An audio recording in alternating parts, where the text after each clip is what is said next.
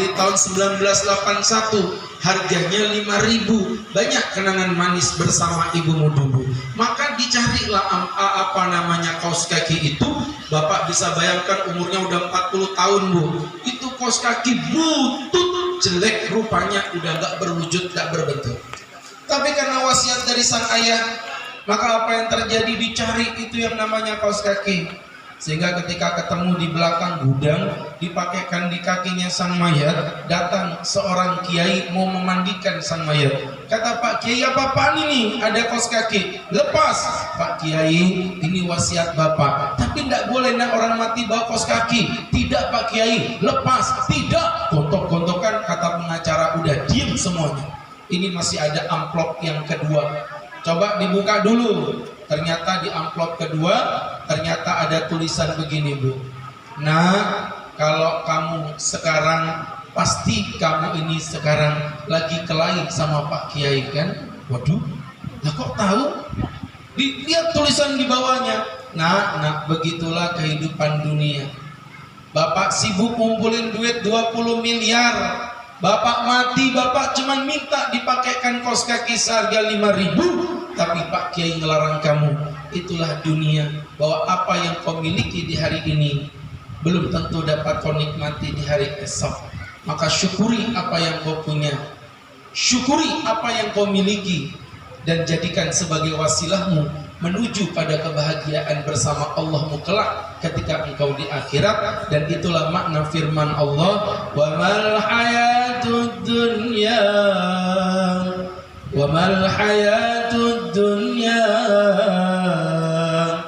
wa mal hayatud dunya illa mata'ul ghurur. Dan tidaklah kenikmatan dunia itu melainkan kenikmatan yang menipu. Orang di sana punya duit, sibuk cuman ditabung saja, tertipu.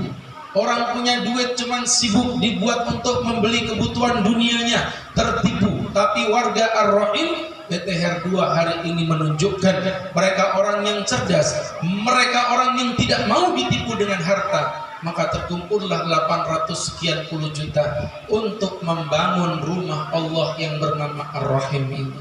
Alhamdulillah, ini luar biasa. Sehingga berangkat dari situ semangat yang luar biasa ini jamaah. Begitu menggebu-gebu, bukan semangat yang begitu panas. Panas sekali Pak, ustadznya saja tidak dikasih kipas. Ya, biasa kalau ustadz di panggung itu ada kipasnya biasanya. Jadi subhanallah jamaah, nggak kerasa Pak ya, panas beneran ini. Jadi bapak-bapak kebayang Ustadz Har tadi di sini sebegitu lamanya, pasti lebih menderita beliau dari saya. Jadi Bapak Ibu yang dirahmati Allah, artinya apa? Ayo kita manfaatkan harta kita untuk benar-benar mendekatkan diri kepada Allah. Ibu pengen jadi orang kaya Bu? Lihat ngomong pengen aja berat, gimana jadi kaya beneran Bu? Pengen jadi orang kaya Bu? Pengen. Nah gitu. Maka Ustadz akan kasih beberapa tips untuk jadi orang kaya. Yang pertama, kalau mau jadi orang kaya harus banyak-banyak bersilaturahim kepada sesama. Itu janji Allah. Man sarrahu ayyumaddalahu fi umrihi, yang umurnya mau dipanjangin sama Allah, wa yuwassa'lahu fi rizqihi, rizkinya dibanyakin sama Allah, wa yudfa'u anhu maitatasu, dijauhkan dari kematian yang membusuk. Fal yasil rahimah, sambung tali persaudaraan. Jadi kumpul bareng kayak begini, ini memperpanjang daripada usia kita. Bukan hanya memperpanjang usia, bahkan melapangkan rezeki. Allahu Akbar, luar biasa. Tadi pagi istri saya bilang, Bi, ini Umi nggak bisa masak karena lagi ada agenda ini dan ini. Oh nggak apa-apa Mi, tenang aja. Terus Abi makannya gimana? Santai, Abi makan ngandalin silaturahim. Tadi subuh ceramah di masjid BDS, makan gratis. Jam 8:30 tadi ceramah di komplek Anggun di Kilo 3, makan gratis. Sekarang di sini nggak tahu ada makan gratis sebenarnya. Kayaknya sih panitianya terbatas anggarannya. Jadi subhanallah, namanya penggalian dana itu ya berarti panitia nggak punya dana tuh. Maka orang yang silaturahim rezekinya akan dilapangkan oleh Allah. Saya punya ibu almarhumah. Beliau pernah operasi potong batu empedu, habis 27 juta Pak. saya udah siap bayar ini. Di depan meja kasir, Masya Allah ya Bu, datang seorang dokter pakai baju putih-putih ganteng, rambut perlintai, Pak Ustadz Agus ya? Iya dok. Ustadz tak kenal sama saya. Waduh dok, mohon maaf bukan sombong dok ya, demi Allah saya lupa. Ustadz ini gimana, saya sering nonton acaranya Pak Ustadz di BTV. Nah kan dokter nonton saya nggak nonton dokter. Gimana sih? Enggak Pak Ustadz, saya pernah juga ngundang ke rumah. Oh iya, siapa yang sakit tak? Ibu saya dok. Berapa biaya? 27. Mahal banget. Siapa dokternya? Sampean nih dok. Nih aku kan. Bagus memang kodoknya. Keluar diambilkan kertas banget. Nih Pak Ustadz tolong dibayar. Kertasnya sama, warnanya sama, angkanya yang berbeda. Angka 2 dihapus, tinggal 7 juta rupiah saja. Alhamdulillah. Nggak jauh-jauh, anak Ustadz masuk RSPB, ketemu dokter spesialis anak. Ustadz Agus anaknya, iya udah Ustadz bayar kamarnya saja. Medis saya yang tanggung. Jangan dok, tidak apa-apa, jangan sebagian, semua saja dok. Orang nasi kok tanggung, nanti masuk surga kaki satu baru tahu rasa. Jadi subhanallah jamaah, belakangan 2 tahun yang lalu Ustadz sendiri Pak kena musibah. Ustadz jatuh patah tulang di Siloam. Bapak Ibu tahu lah dia di Siloam, Masya Allah udah siap-siap aja kita ketar-ketir Bu. Udah mau bayar, sampai di meja kasir pas mau keluar, mungkin karena Ustadz langsung ya, bukan keluarga, langsung gratis 0%. Siapa yang bayarin? BPJS. Subhanallah. Itu karena Ustadz rajin silaturahim dengan BPJS. Saya kirimin duit Pak tiap bulan Pak, kurang baik apa Ustadz sama BPJS. Jadi Bapak Ibu yang dirahmati Allah, jadi kalau mau kaya yang pertama harus banyak-banyak silaturahim, dan kumpulnya Bapak Ibu di tempat ini bagian silaturahim. Insya Allah ini memiliki daripada keutamaan melapangkan rezeki. Yang kedua, kalau pengen kaya harus banyak-banyak bersyukur kepada Allah.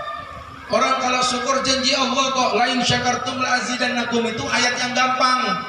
Bapak hafal, ibu ngerti artinya, tapi yakinnya belum.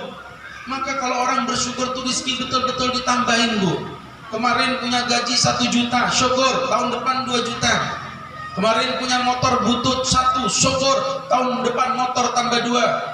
Kemarin istri jelek 1, syukur, tahun depan tambah solihah. Orang belum selesai ngomong juga ya. Jadi artinya bertambah terus rezekinya. Nah syukur yang terbaik dengan cara apa tak? Banyak ibadah. Hanya kemarin tuh ada cerita jemaah Bu. Ceritanya si Entong, sebut saja Entong lah. Saya nggak perlu banyak dalil kalau cerita udah siang begini. Atau serius-serius Bapak juga nggak memperhatikan kok ya. Ibu juga mukanya nggak terlalu paham-paham amat ya. Bu, Ibu bisa ngomong nggak sih Bu? Ibu, nggak usah bentak juga, ngomong tuh yang sopan. Iya Pak Ustadz, gitu loh. Ibu, nggak usah kijil juga Bu ya. Orang Ustadz kok digodain gitu loh. Jadi subhanallah, Bapak Ibu yang berbahagia, dengerin Ustadz. Ada laki-laki namanya siapa tadi? Entong. Entong ini orang Jakarta Pak. Jadi dia ceritanya itu pengen dapat kerja. Ketika dia udah mau kerja nggak dapat kerja, dia telepon sama ustadznya itu. Pak Ustadz, ani dapat kerja ini nggak pernah dapat ini. Tolong, saya besok mau ada wawancara. Kata Pak Ustadznya, udah Tong. Ente kagak usah banyak ngomong, malam ini tahajud yang kenceng Tong. Pagi-pagi sholat subuh, sholat syuruk, minta sama Allah Tong. Akhirnya dia semangat beribadah Pak. Malam jam 3 bangun, tahajud sampai subuh. Habis subuh dia sholat subuh berjamaah. Habis itu dia ngaji sampai datang waktu syuruk. Waktu syuruk sholat 2 rakaat, pulang ke rumah kecapean. Akhirnya si Entong ketiduran. Bangun-bangun setengah 8 Pak. Padahal acara itu tes wawancara jam 8. Akhirnya si Entong bingung, lari dia nggak pakai mandi, pakai baju sekenak-kenaknya, pokoknya berangkat naik besnya macet pula. Dalam hati si Entong, ya Allah, ngapain aku dengerin omongan Ustadz stres semalam itu, ya Allah, ya Allah. Ya manusia kan gitu Bu ya. Apa yang terjadi Pak? Akhirnya lagi duduk berdesa-desaan, datang seorang laki-laki setengah parubaya, umurnya ya 60 tahunan, berdiri nggak dapat tempat. Sintong nggak terima, kasihan bapak ini udah tua. Bapak duduk aja Pak, nggak apa-apa nak, nggak apa-apa Pak, bapak orang tua, silakan. Bapak kan sudah tua, giginya saja tinggal 2, hinggap di jendela. Bapak kan burung kakak tua, sudah bapak duduk saja. Akhirnya si bapak, kamu ini anak soleh nak, ya Allah, makasih Pak. Kok mukanya sedih gitu nak? Lah itu dia Pak, cerita Sintong yang tadi itu Bu, mau cari kerja nggak dapat malah kesiangan. Oh yang sabar nak ya, iya Pak. Akhirnya turun dari bis, si Entong lari ke lantai kedua, sampai situ orang berdesak penuh, kumpul semua. Entong bilang, udah pulang ya, udah pulang. Pulang apaan? Belum dimulai. Hah? Kok bisa ini udah jam 10? Yang ngetes belum datang. Alhamdulillah ya Allah. Sintong sujud syukur Bu. Baru juga duduk nempelin pantat sama mbak-mbak yang jagain. Tes akan dimulai bapak-bapak, mohon konsentrasi. Nama pertama yang kami panggil Mas Entong. Lah kok saya? Ya masuk. Ketika buka pintu, apa yang terjadi? Ternyata bapak yang di bis tadi ada di depan matanya si Entong. Loh, kok bapak ada di sini? Aku yang punya perusahaan. Kok bapak orang kaya naik bis sama saya? Mobilku mogok gara-gara doamu semalam. Kalau bukan karena doanya Entong, mobilnya bapak ini tidak bakal mogok. Sengaja dimogokin sama Tuhan. Biar apa Bu? Biar bapak ini bisa ketemu sama Entong, interview secara private sebelum berjumpa di perusahaan. Dan bapak ibu udah bisa tebak, Sintong udah bukan pakai diterima, langsung dapat jabatan nomor 1 di perusahaan tersebut. Berkah daripada syukurnya Entong kepada Allah. Ini yang kedua. Yang ketiga atau yang terakhir? Tapi kalau udah terakhir mukanya terang dia. Padahal yang terakhir inilah temanya. Jadi dari tadi itu pembukaan Pak. Yang terakhir adalah banyak-banyak sedekah. Orang banyak sedekah, belum pernah saya ketemu orang sedekah miskin Bu, demi Allah. Yang miskin gara-gara riba, demi Allah banyak. Nah, yang miskin gara-gara sedekah belum ketemu. Tolong kalau ada saya dikenalin. Yang miskin gara-gara sedekah nggak ada. Nabi Muhammad bersabda, mana qasad min malin sadaqah bal yazdad bal yazdad bal yazdad, bahkan bertambah, nggak bakal berkurang duitmu karena sedekah. Itu janji Allah. Jadi yang Bapak Ibu tulis ini hanyalah pancingan atas rezeki yang Allah akan berikan kepada kita. Bapak Ibu demi Allah tunggu, asalkan sedekahnya pakai hati. Apa hati Pak Ustaz? Yang pertama halal. Kalau sedekah pakai duit haram nggak bakal diterima. Sedekah pakai uang korupsi nggak bakal diterima. Tapi kalau bapak-bapak di PTR 2 ndak ada lah yang korupsi. Bukan karena keimanan, tapi karena ndak ada kesempatan. Mau korupsi apa? Uang masjid juga ndak ada. Jadi bapak ibu yang berbahagia, sedekah harus dari uang yang halal, hati. Yang kedua apa Bu? Hanya aku. Sedekah itu bukan kamu, bukan dia. Sedekah itu aku. Sudah ditutup-tutupin saja. Loh Pak Ustadz, berarti yang tadi namanya dicatatnya orang yang sombong. Belum tentu. Sedekah itu ada yang sir, ada yang pelan-pelan, ada yang jahar terang-terang. Yang pelan-pelan menjaga keikhlasannya, yang jahar tujuannya adalah untuk memberikan syiar, mengajak orang lain untuk bersedekah, memotivasi untuk bersedekah. Dan kalau ada tadi yang pertama namanya dicatat, kemudian yang kedua masih malu-malu, tapi karena yang pertama namanya dicatat, yang kedua termotivasi. Kalau bapak itu saja bisa sedekah, aku harus lebih bisa bersedekah. Kalau Pak RT saja 5 juta, aku Pak Lurah 10 juta. Kalau Pak Lurah 10 juta, aku Pak Camat 50 juta. Kalau Pak Camat 50 juta, aku anggota dewan. Tak terima aku Pak Ustaz. Setengah M begitu. Amin ya robbal alamin. Jadi artinya berangkat dari situ, sedekah ini insya Allah kalau pakai aku akan menjadi keberkahan. Hati T yang ketiga terbaik. Dan saya yakin ini uang yang dipersembahkan tidak dikit tadi ya. Ada satu pukulan 10 juta, 20 juta. Tenang Bu, ini kecil. Nanti Allah pasti bakal balas dengan yang lebih besar. Amin ya Allah. Dengan sedekah tadi yang sakit Allah sembuhkan semua penyakitnya, amin ya Allah. Dengan sedekah tadi yang punya hajat belum dikabulkan Allah akan kabulkan ya Rabb. Insya Allah berkah dari orang yang hadir semua di tempat ini hajatnya dikabulkan. Benar itu Bu, sedekah itu memperbanyak rezeki. Jadi Ustadz itu Masya Allah pernah datang itu anak muda, Pak Ustadz ada apa? Saya belum punya dapat jodoh Pak Ustadz. Sudah nggak usah banyak ngomong, sedekah. Berapa kau punya duit di dompet itu? Ada 300.000 Pak Ustadz. Sudah bawa sini. Ini saya masukkan ke masjid ya, ikhlas ya. Tapi dapat jodoh tak? Insya Allah cantik tak? Insya Allah cantik. Tapi kalau 300 ini tidak terlalu cantik biasanya. Kalau mau cantik 2 juta. Beneran tak? Insya Allah. Ya sudah nanti saya cicil tak? Bagus. Pulang dia Bu. Sebulan 2 bulan nggak datang, saya udah bilang nih orang pasti tidak bakal muncul lagi. Pagi-pagi saya kedatangan tamu seorang karyawati bank syariah terkenal di Balikpapan. Saya tidak mau sebutin namanya ya, inisialnya BSM.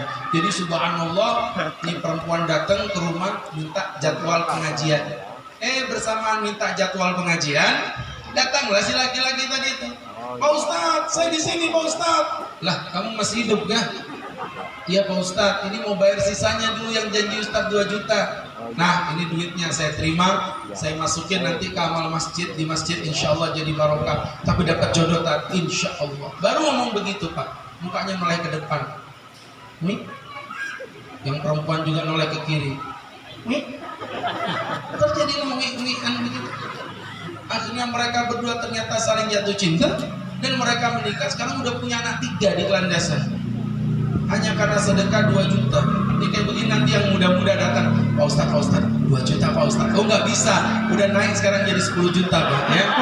Ayolah, orang ekonomi kan berubah harga ekonomi. Jadi Bapak Ibu yang berbahagia, insya Allah barokahnya sedekah, Allah lapangkan rezeki kita, dan apa yang kita dapatkan ini hanya berbentuk komitmen. Hati-hati, setan masih tetap mengintai pada kita. Akan berbisik, jangan kau buasik itu uang, yang penting namamu sudah dicatat. Hati-hati, kalau kita terjebak dengan syaitan yang seperti itu, faqad khasira khusranan mubina, itulah orang-orang yang merugi. Maka azamkan hatinya, tekadkan jiwanya untuk berkomitmen melunasi apa yang telah kau komitmenkan kepada Masjid Ar-Rahim. Dan nanti masjid ini terbangun dengan begitu cantik seperti rupa ini, insya Allah anak-anak kita yang kecil-kecil kelak akan jadi dewasa dan menikmati hasil jerih payah kita. Dan Bapak Ibu di kuburan kering kerontong, tak berwujud, tak bertulang, dimakan cacing, tapi tidak dengan ibadah kita, tidak dengan masjid kita, akan terus berkembang. Semua pasti bakal mati. Ustadz juga bakal mati, Bapak Ibu juga bakal mati. Dan mohon maaf, yang lebih tua belum tentu Bapak mati duluan, bisa jadi Ustadz yang belakangan. Untuk itulah teman-teman, kenapa Bu? Ada yang salah? Artinya kan mati itu tidak ada ukurannya, gitu loh. Bapak yang lebih tua belum tentu mati duluan, bisa jadi Ustadz yang belakangan. Ya, insyaallah kita semua panjang umur, panjang usia, sehat walafiat. Ini yang dapat kami sampaikan. Dan untuk doa kami mohonkan kepada Al Habib Mukhtar Al Qadri. Fadhal Bib, fadhal. Kita mohonkan doa kepada beliau. Harapannya Habib insyaallah.